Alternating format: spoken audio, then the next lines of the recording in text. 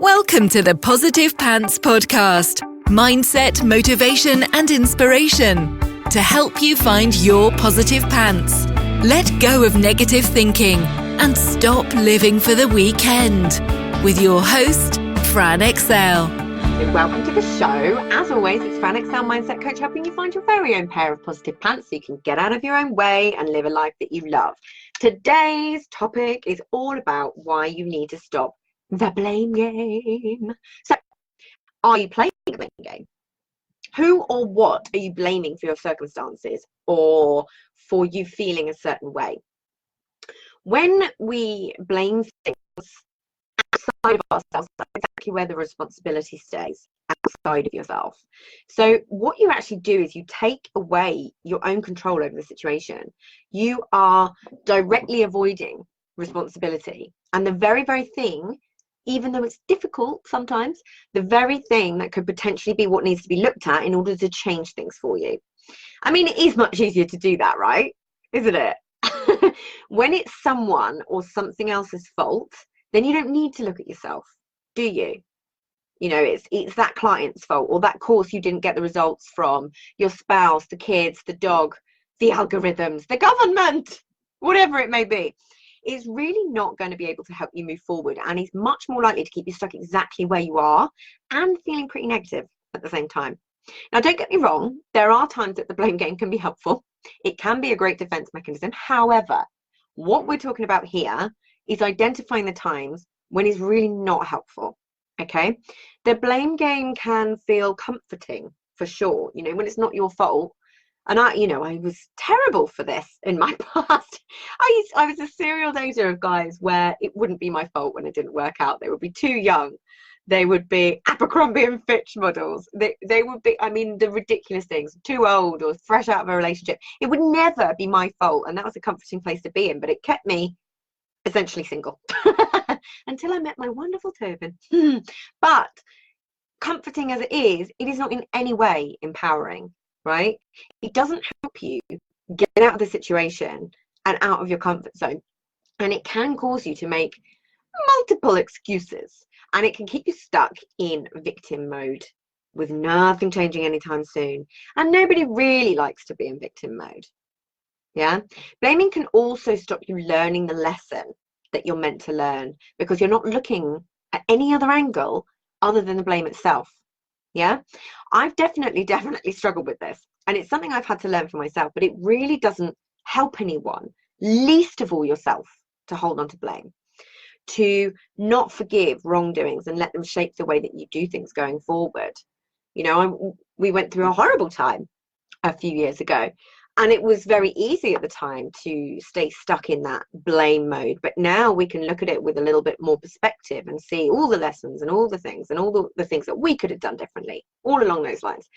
So just because something happened in the past does not mean it's the way it is still, or how it will be in the future. So can you look at the situation and see your part in it?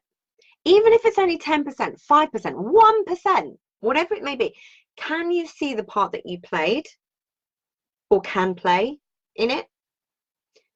Yeah, we cling on to things, you know, we blame and don't forgive because we think that in some way it punishes the other person. But the reality is it's only hurting yourself. Now, so many people have used this quote in various guises. I have absolutely no idea who said it best, but the message really does stay the same. Not forgiving someone or something is like taking rat poison and expecting the rat to die. Yeah, this really hit home for me at a time when I was clinging on to so much anger, blame, and pain for the situation I was in, and it just made so much sense to me instantly. It was like a light bulb moment. The other person had no idea. I was waking up seething every day, that I was letting it shape decisions I made and beliefs I had around my business and my ability to do things and everything really. They were just getting up, having a lovely old time and not giving me a second thought. So who's the winner and who's the loser in that? When you can forgive and accept the part that you played or play in anything, you can stop the blame game, move on and create the best business and the best life that you can possibly have. So if you started your business because you were fired, for example, or made redundant, the amount of people that I get in my community that are mums, new mums that have been made redundant on maternity leave, it's totally understandable that you can cling on to that anger. But can you let go of your feelings of resentment or blame towards your old boss or company and look at all the ways that actually it could have been a good thing? But trying to forget, I know it sounds, cliche, forgive and forget. You don't have to forget. But the important piece is the forgiveness and letting go of that blame so you can move on and be the best version of yourself, the best business owner that you can be, without it being clouded by, I need to prove them wrong or anything along those lines. Just doing you in the best possible way as the best possible version of you. Yeah. Like if you trusted someone with your money, your business, or you made an investment in yourself that didn't go so well, can you forgive those people that you're holding responsible? Can you forgive yourself and find the important lessons that you learned? Because you were meant to learn them. You needed to learn them, and these lessons will actually serve you really, really well in the future. Can you own your part in it, even if it's just a small one? Okay, so you spent a huge amount on that course. Thank you, Shiny Object Syndrome. You didn't finish it, so you didn't get the results you wanted. Can you accept some of the responsibility is on you? What can you do about it? Go back and finish it? Or accept it and move on without the bad feelings, accepting that there is an element of responsibility on your part. Yeah, it's very, very easy to transfer blame from ourselves onto somebody else. It doesn't mean you're a bad person. It doesn't mean anything bad about you. It's just when we can have that power of vulnerability within ourselves, it really does help us move forward. Without any of that negativity, you can just be like, okay, fine, park that. That was on me. I have control here, here, here, and here. Yeah. So the important thing here is to understand that blaming and not letting go of these things can and will affect how you deal with things in your business. And of course, your life too. What you focus on grows. Where energy flows, focus goes, all of these things. So if you're focusing on what went wrong, you can't see any of the helpful parts of the situation. You also see more reasons to believe the same thing will happen again, and more reasons why you aren't the one that's in control of your outcome when you are. Do not take that power away from yourself. Like I'm always saying, you get to make a choice. It's completely up to you. And when you're playing the blame game, you're not allowing yourself to analyze what happened and how to avoid it in the future. When you're just focusing on whose fault it is, you'll also take action based on what you think and therefore believe about that situation.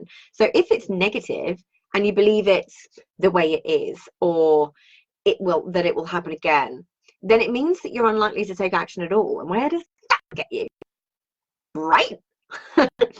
So what you're also likely to be doing is not trying to change anything about the situation at all, because why would you when you're putting the control somewhere else outside of you? If it's a person that you're blaming, can you walk a mile in their shoes? Can you see what their potential higher positive intention might have been? Yes, there always is one. Even if it really doesn't look like it, there's always a way that you can see, okay, what were they trying to achieve with that? Keep going higher and higher and higher until you can think, okay, even if it's tiny, is there a higher positive intention? Can you find a way to empathize rather than feel anger? And if it's a something rather than a someone, then don't forget my favorite question. Is it really true? Is it really true? More often than not, it's not. Yeah, it feels so uncomfortable when you first do this, but it gets easier and you're training yourself to think in a different way, which will be much, much, much more helpful to you in the long run.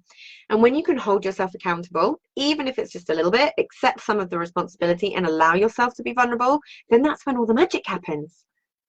Yeah. And we all want a little piece of magic, don't we? Because I know it can be a difficult one talking about this, because it's like, let's have a look at ourselves. What's my part in this? And there always is one. But it's whether you choose to acknowledge it or not. And it's up to you. So, I hope that was really helpful. And as always, I will see you next week.